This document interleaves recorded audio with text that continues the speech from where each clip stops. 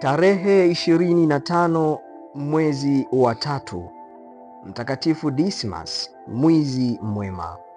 Dismas alikuwa yule mwizi aliyesulubiwa pamoja na Yesu pale Kalvario na ambaye alitubu na kumwomba Yesu amkumbuke katika utawala wake.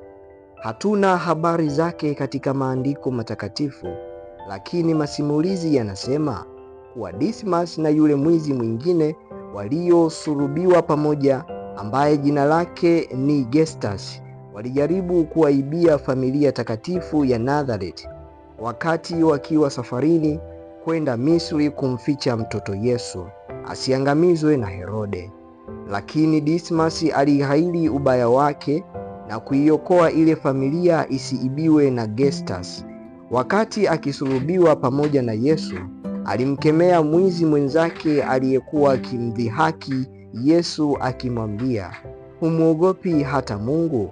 Umepewa hukumu kama yake, lakini kwa upande wetu tunastahili. Tunalipa kwa kosa tulilolitenda, lakini mtu huyu hana kosa lolote alilotenda." Rejea Injili ya Luka sura ya 23 aya 40 hadi 41.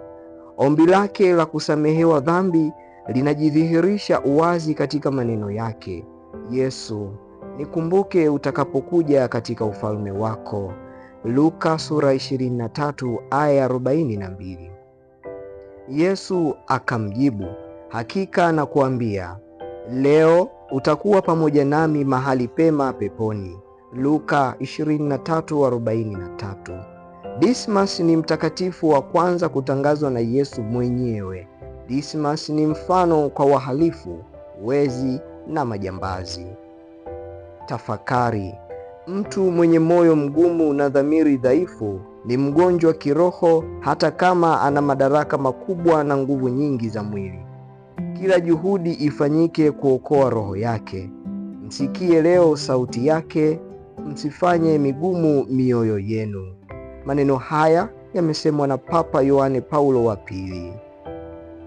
Watakatifu wengine wa siku kama hii ya leo tarehe 25 mwezi wa 3 ni Mtakatifu Anunsiata. Tumsifu Yesu Kristo.